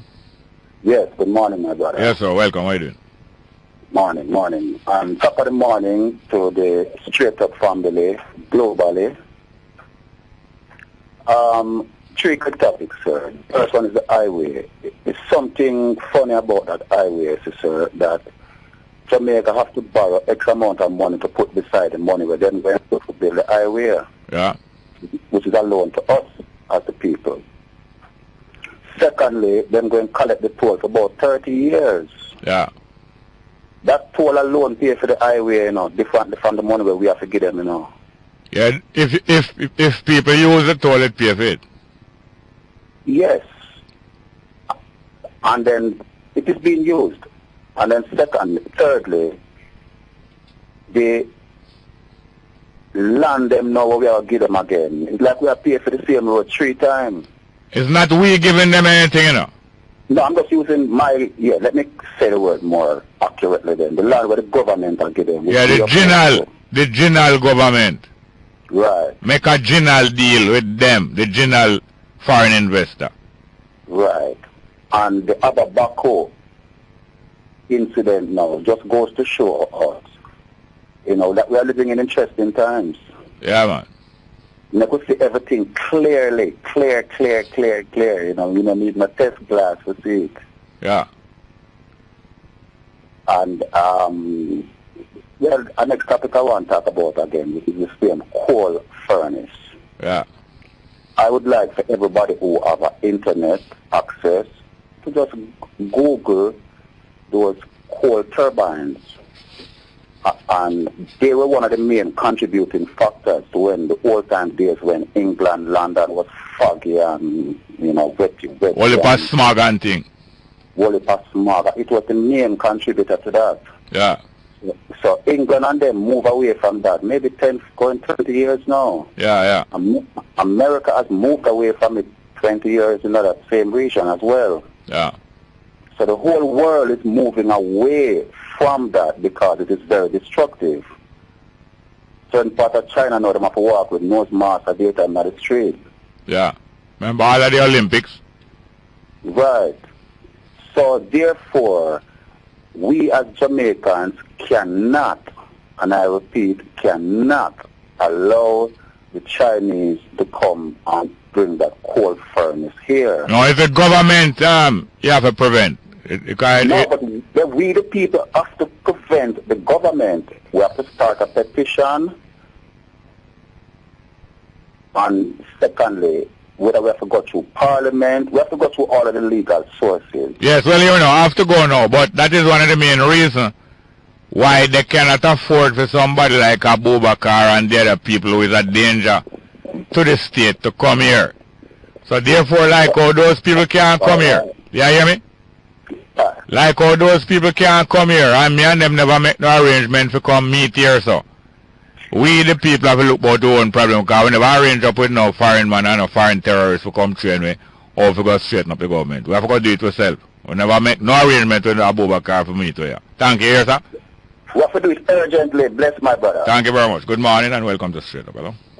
Morning, Morning again, Mr. Small. Hey, how you doing? Mr. Small, reggae boy. Yeah. They slipped 13 place backwards again, man. Yeah, backward in what? 113th in the world now. Oh, yeah? That's not good. You and how much investment going in the Reggae Boys program? Yeah, well, Reggae Boys program can't prosper independently, You know? Yes. Reggae Boys program can't prosper independently. It's football in Jamaica would have to be more prosperous. Reggae Boys program not going to solve no problem and turn Jamaica in a top class team in the world. Don't we investing so much money in that, Mr. Smart? No, I think, hear me now, I don't think you really address what we just said a while. Reggae Boys program cannot make Jamaica into a top class world football playing country. Football pan a whole in Jamaica and competition pan a whole and development of football pan a whole in Jamaica is what will produce better standard football. Not Reggae Boys program. Reggae Boys program just going to be a living for a certain little clique of people. Okay. Part of the political gamemanship. Yeah, it's a power play and you know. Thank you for that, Mr. Smart. Yeah, man. Thank you very much. Good morning and welcome to Straight Up, hello. Yeah, good morning, welcome. Straight Up, hello. Hello? Yes, welcome. Well, Mr. Jerry. Fine, thank you. Why, man, thank you for the rope for your chewing on the whole and drawing me out of that. Tell like what? Like, most of the things that you teach, Eh? Most of the things that you teach me, a whole of a thing, man. You test them to see if them work well? Well, I test some most of them, test them and I read up those and I clear up some mind, Yeah. Yeah. Together we can do it now. No one of us by ourselves have any great amount of sense. No one person have no great amount of sense. Yes. Together we have to do it. Yeah. All right. Rest of the program here, sir. Well, thank you very much. Yes. Yes, welcome back to Straight Up. I'm your host, Jerry Small. Hello, good morning. Good morning, Jerry. How are you doing? Welcome. Yeah. This is your program all our first time calling. Yeah, great. Yeah, man. Here we go on now. Them people here sometimes here call. The people they must listen because man always say before him dead. The death is like trouble. Hold on, who said before him dead? My old man. Yes, your father, yes. Yeah, always the death is like trouble. Oh. The people them always listen Garnet, the brother named here in Garnet. Yeah. The youth come up with some valid point. The people them just not listen what the man is saying. Yeah. So me my lady at the man call next program and him talk to sue the people them. Yeah. The moderator and the other program. Nothing wrong with that. Yeah. That no offend me. You see, nothing wrong with that, you know. Next thing, here I call earlier on about, I go at a particular pharmacy last night. Yeah. And the security tell him to leave in briefcase. Yeah. Sad to know that still, you know. Yeah. But that come from the colonial thing. You can't blame the security. The security, them put him at a post. Yeah. I said them put him at a post, the directive from the client. They give him the directive what to do. Yeah. You can't take it on the own initiative to tell a person, say, well, look, leave your bag here. Say, what them tell him to do. Yeah. Now, if he not comply with that, you know, things stay, he not have a job. Hardly, not likely to have a job for long. Right, you know. So, but it is true that shoplifting, you know, people people taking things. Yeah, and it is true that all along, even with shoplifting, it is true that the society and many societies give more consideration to females and ladies. Say, boy, them always like to keep them bag with them little things in them and all them, when you don't just take away a lady bag and so on. And because of that, females are permitted to take bags into places where you know. Some of the most shoplifting. Well, because you have some females directly. I remember a lady from uptown. Yeah. You have a plaza in New Kingston there, near where Cody. Yeah. And is a woman, very prominent person in society, have money and all of that. And she come into the store. Yeah. And lift 2 pair of shoes. Yeah. Yeah, because it's an illness, you know. Yeah, the security hold her. And the security hold her and check her bag. She have over 500 US inside of that. Yes, you have some very rich people have that illness, you know. It's an illness that some people have, that them feel compelled to steal, even if they're rich. It's an illness, a serious illness, like alcoholism and so on.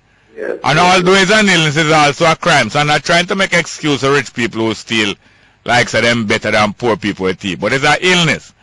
And even in a politics and all different kind of places, in a banking and all them way, you have people who have a compulsion to steal, even when them do have no need to do it. It give them a kick and it give them a thrill. Some of them it don't give them a kick, them just can't help it to take things. Yeah. But at the same time, we pay for it. I like how it's the government, you know, send where AbuBakar. I not cuss them for sending away, you know, because it's a danger to them. I don't cuss them for sending away. But them just have a compulsion to do anything with them feel for do. And them just have a compulsion for just steal for money and just pay for the jet and say, it's an illness and they can't help it. But what we must do, watch out for them and stop them. But thank you. I'm so sorry, we run out of time. Alright. But call me tomorrow again and we can discuss the kleptomaniac them and the kleptocracy, the form of government. Yeah. Government by kleptocracy. Alright, cool. But it's not Jamaica invented, you know. Yeah. Thank you very much. Good morning and welcome to Straight Up. Good morning and welcome to Straight Up. Hello. Welcome. Go ahead, please. Are you there? Yes, we are going to play a piece of Ken Bood and now I run the number. Which one? Run piece of Ken Bood for me, please.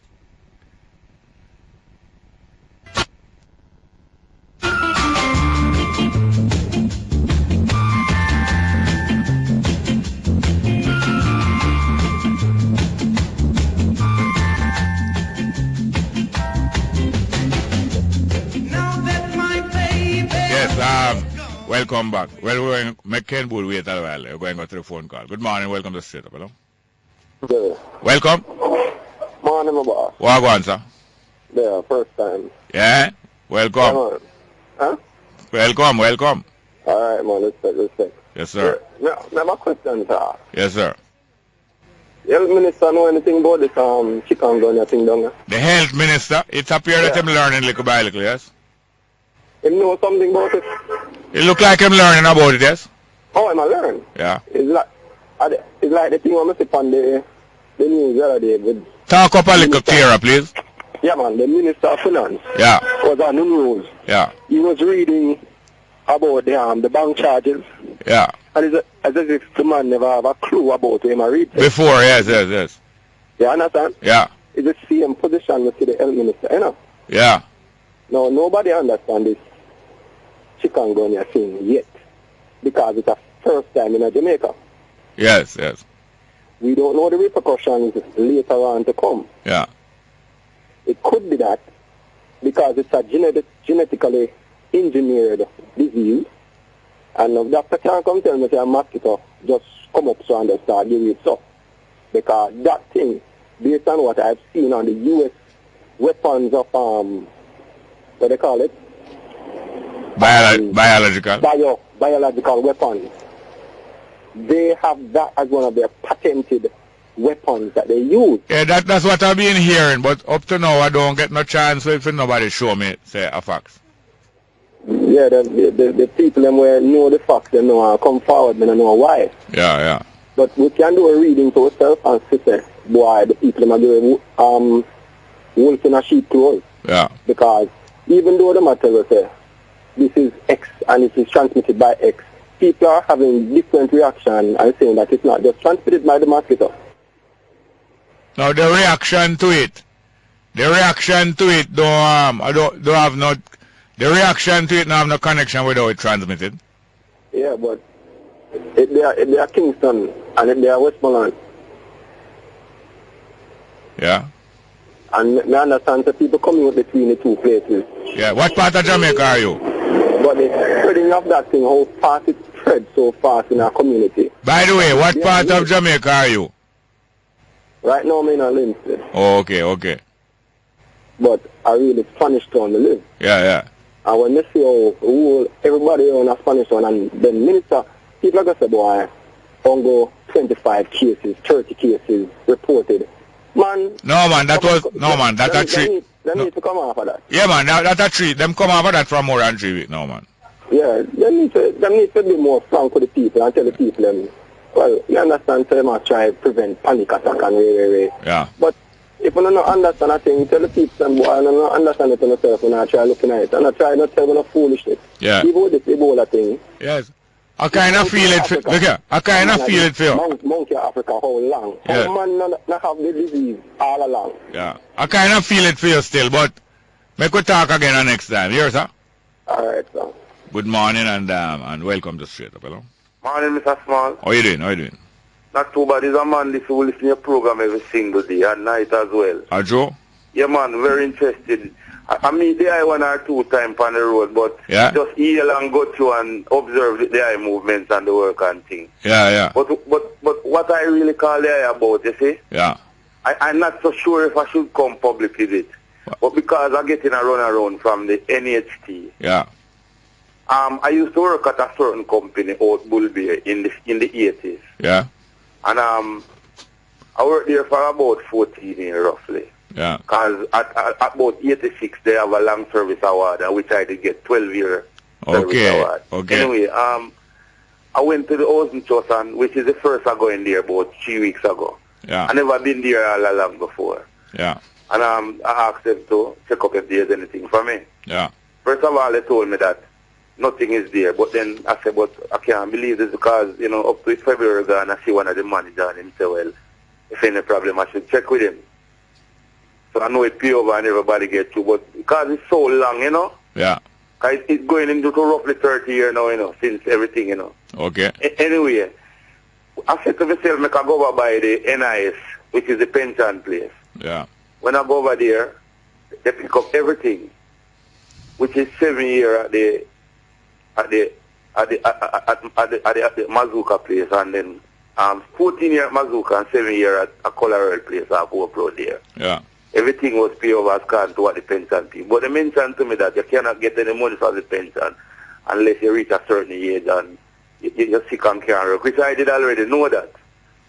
But they give me a letter to give the housing trust, and when I go over there, but they pick up everything, Mr. Small. But one thing now, they're giving me a run around, and like one of the companies tell me name, like, right, and the other one left out one of the letter and put in a different letter. Yeah. And they asking me to find one of the manager, which I can't do because the company Colorado sold Mazooka place closed down from out Bulbia. I don't even know that place. Yeah, man, I know the place. It was EMJ light, and I used to spray everything where they make Mr. Small, believe me. Yeah. Yeah, man, so, you know, and I want to look at thing, and it did, you know, Mr. Small. Yeah. It come like anyway you could tell me anything. If I could have come to you and talk personal or what. But it come like I tell you, sir, nearly 50 years ago I was working at the bank, and people send them money come put in the bank of England. From England to put in the bank. And when them come back to Jamaica now, because one letter missing out of this, you never hear me talk about it? Yes, I heard it this morning. And them a hold on from people. About it. It's a big trick. Right now I can't give no solution. But I know there must be a way. Because as I tell you before, one of the companies tell me name right, and one of them leave out one of the letter and put in a different letter. They asking me to find one of the manager which I can't find. Yeah. Nobody, so you know. I can't go much further now because we have less than a minute, but thank you for calling and maybe we'll work it out the next time. I'll try to see if I can come see you personally or something. Alright, yes sir. Is an Oprah the offices? No man, University of West Indies. Have a go now. Good morning, welcome to Straight Up. Alright. Morning and welcome. Straight Up, hello. Hello. Good morning, welcome to Straight Up. Well, I want to thank my producer, Tanya Richards, and thank our production assistant, Shushan, the daily broadcast technician, Rodian Rowe. I will go straight up till tomorrow.